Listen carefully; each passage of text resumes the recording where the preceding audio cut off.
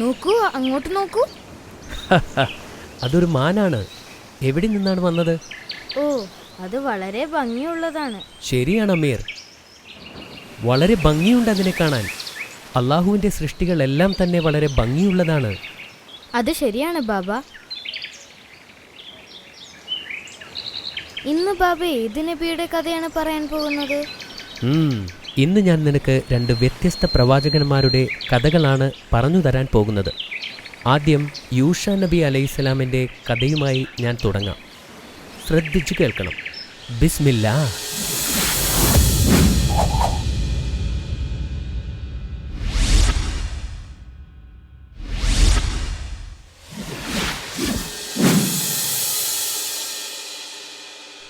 പ്രവാചകൻ യൂഷ നബി അലൈഹിസ്സലാം മൂസാ നബിയുടെ ചെറുമകനാണ്. മൂസാ നബി അലൈഹിസ്സലാമിൻ്റെ പ്രയാണത്തിൻ്റെ സമയത്ത് യൂഷ നബിയും മുത്തച്ഛൻ്റെ കൂടെ ഉണ്ടായിരുന്നു.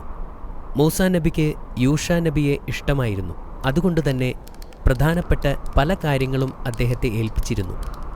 അവർ മരുഭൂമിയിലൂടെ നീണ്ട 40 വർഷക്കാലം അലഞ്ഞു നടന്നു.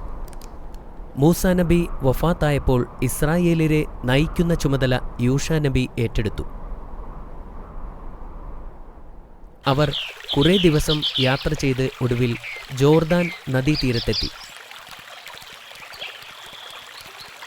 പ്രവാചകനും ജനങ്ങളും നദി കടന്ന് ജെറിക്കോ നഗരത്തിലെത്തി. വലിയ കെട്ടിടങ്ങളും വലിയ മതിലുകളും ഉള്ള ഒരു മനോഹരമായ നഗരമായിരുന്നു ജെറിക്കോ. ആ പട്ടണത്തിലെ ആളുകൾ വളരെ വലിയവരും ശക്തന്മാരുമായിരുന്നു.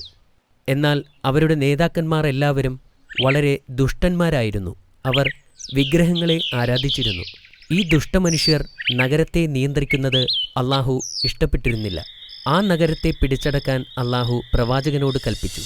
പ്രവാചകൻ തൻ്റെ ജനത്തിൽ നിന്ന് യുവാക്കളെ തിരഞ്ഞെടുത്ത് ജെറീക്കോ നഗരം ആക്രമിക്കാൻ പദ്ധതിയിട്ടു.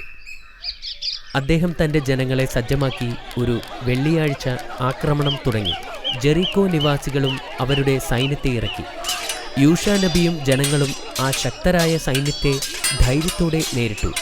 ഒരു ദിവസം മുഴുവൻ അവർ അവരുമായി യുദ്ധം ചെയ്തു. സൂര്യൻ അസ്തമിക്കാറായപ്പോൾ പ്രവാചകന് ഉത്കണ്ഠയായി. കാരണം അടുത്ത ദിവസം ശനിയാഴ്ചയാണ്.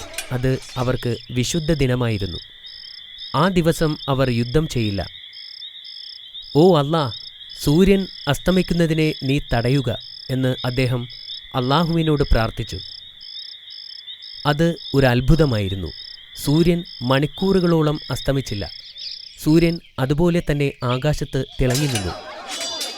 പ്രവാചകനും ജനങ്ങളും ശക്തമായി പോരാടുകയും ഒടുവിൽ യുദ്ധത്തിൽ അവർ വിജയിക്കുകയും ചെയ്തു.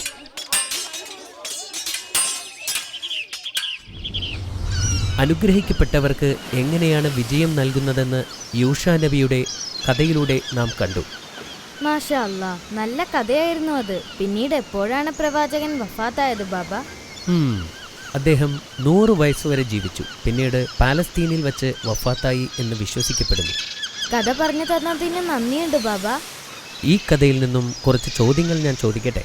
അതെ, ഞാൻ റെഡിയാണ്. ശരി മോനെ, യൂഷ നബി അലൈഹിസ്സലാമിൻ്റെ മുത്തച്ഛൻ ആരായിരുന്നെന്ന് നിനക്കറിയാമോ? അദ്ദേഹം മൂസാ നബിയുടെ ചെറുമകനാണ്. Very good. അവർ നഗരത്തിൽ പ്രവേശിക്കാൻ കുറുകെ കടന്ന നദിയുടെ പേരെന്തായിരുന്നു? അത് ജോർദാൻ നദിയായിരുന്നു അല്ലേ? അതെ അമീർ, അത് ശരിയാണ്.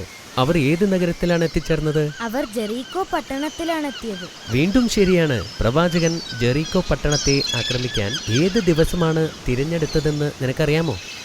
അതൊരു വെള്ളിയാഴ്ചയാണ്. നീ എല്ലാ ചോദ്യങ്ങൾക്കും ശരിയായ ഉത്തരമാണ് നൽകിയിരിക്കുന്നത്. ഇതിന്റെ ഉത്തരം പറയൂ. ശനിയാഴ്ച ആളുകൾ യുദ്ധം ചെയ്യാത്തത് എന്തുകൊണ്ട്? കാരണം അത് അവരുടെ ഒരു വിശുദ്ധ ദിനമായിരുന്നു. All right. ഇതാ നിനക്കുള്ള അവസാന ചോദ്യം. യുദ്ധത്തിൽ വിജയിക്കാൻ അള്ളാഹു പ്രവാചകനെ സഹായിച്ചതെങ്ങനെ? അള്ളാഹു സൂര്യനെ അസ്തമിപ്പിക്കാതെ തടഞ്ഞു നിർത്തി. മാഷാ അല്ലാഹ്, നീ പറഞ്ഞ എല്ലാ ഉത്തരങ്ങളും ശരിയായിരുന്നു. താങ്ക്സ് ബാബ. മറ്റൊരു കഥ കൂടി പറഞ്ഞു തരാമെന്ന് പറഞ്ഞിരുന്നില്ലേ? ശരി മോനെ, ഇനി ഞാൻ ഹിസ്കീൽ നബി അലൈഹിസ്സലാമിന്റെ കഥ കൂടി പറഞ്ഞു തരാം. മാഷാ അല്ലാ, മറ്റൊരു കഥ കൂടി. ശ്രദ്ധിച്ചു കേട്ടോളൂ. ബിസ്മില്ലാ.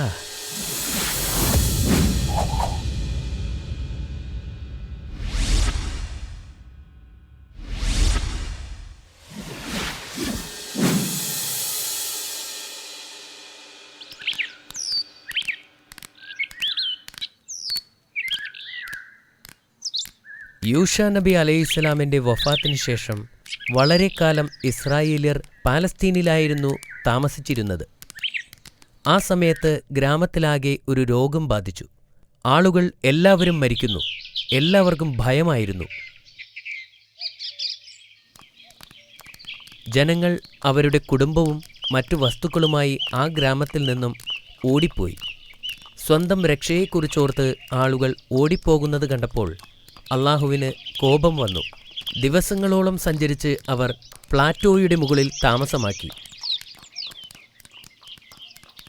അപ്പോഴാണ് മരണദൂതൻ അവരെ വിളിച്ചു പറഞ്ഞത്, നിങ്ങൾ എല്ലാവരും മരിക്കും എന്ന്. ആ ദിവസം തന്നെ എല്ലാവരും ആ പീഠഭൂമിയിൽ മരിച്ചു വീണു.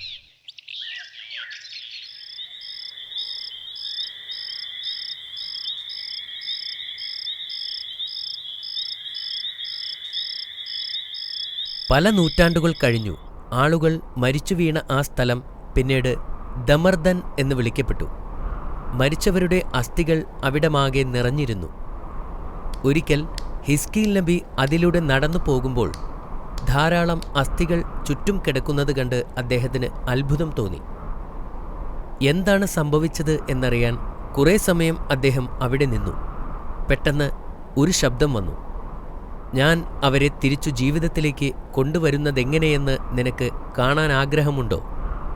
അതെ, പ്രവാചകൻ മറുപടി പറഞ്ഞു. അള്ളാഹുവിൻ്റെ ശക്തിയിൽ അദ്ദേഹം ആശ്ചര്യപ്പെട്ടിരുന്നു. ആദ്യം ആ ശബ്ദം, അസ്ഥികളെ, അള്ളാഹു നിങ്ങളോട് ഒരുമിച്ചു ചേരാൻ കൽപ്പിച്ചിരിക്കുന്നു എന്ന് പറയാൻ പ്രവാചകനോട് കൽപ്പിച്ചു. ആ ശബ്ദത്തിൻ്റെ ആജ്ഞയനുസരിച്ച് പ്രവാചകൻ അങ്ങനെ പറഞ്ഞപ്പോൾ ചുറ്റിലുമുണ്ടായിരുന്ന അസ്ഥികൾ കൂടിച്ചേർന്നു ഒരു അസ്ഥികൂടമായി മാറി. പിന്നീട് ആ ശബ്ദം അദ്ദേഹത്തോട് ഇങ്ങനെ പറയാൻ കൽപ്പിച്ചു, അസ്ഥികളെ, ഇത് നിങ്ങൾക്ക് വേണ്ടി അള്ളാഹുവിൻ്റെ കൽപ്പനയാണ്. നിങ്ങൾ മരിക്കുമ്പോൾ ഉണ്ടായിരുന്ന മാംസവും വസ്ത്രവും ധരിക്കുക. പ്രവാചകൻ ഇങ്ങനെ പറഞ്ഞപ്പോൾ പെട്ടെന്ന് അസ്ഥികൂടങ്ങളിൽ മാംസവും രക്തവും ഉണ്ടാവുകയും വസ്ത്രങ്ങൾ കൊണ്ട് മറയ്ക്കുകയും ചെയ്തു. പിന്നീട് ആ ശബ്ദം പ്രവാചകനോട് വീണ്ടും പറയാൻ ആവശ്യപ്പെട്ടു, നിങ്ങളെല്ലാവരും അള്ളാഹുവിൻ്റെ കൽപ്പന പ്രകാരം എഴുന്നേറ്റ് നിൽക്കുക. എന്തൊരത്ഭുതം! എല്ലാവരും അവരുടെ ജീവിതത്തിലേക്ക് തിരിച്ചു വന്നു. ഏതാനും നിമിഷം മുമ്പ് വരെ മരിച്ചു കിടന്നവർ തൻ്റെ മുന്നിൽ ജീവനോടെ നിൽക്കുന്നു. പ്രവാചകന് തൻ്റെ കണ്ണുകളെ വിശ്വസിക്കാൻ കഴിഞ്ഞില്ല. മാഷാ അല്ലാ, നല്ല കഥയായിരുന്നു അത്. നിനക്ക് ഈ കഥ ഇഷ്ടപ്പെട്ടതിൽ എനിക്ക് സന്തോഷമുണ്ട്. ശരി, ഇപ്പോൾ ചോദ്യത്തിന് റെഡിയാണോ? റെഡിയാണ്.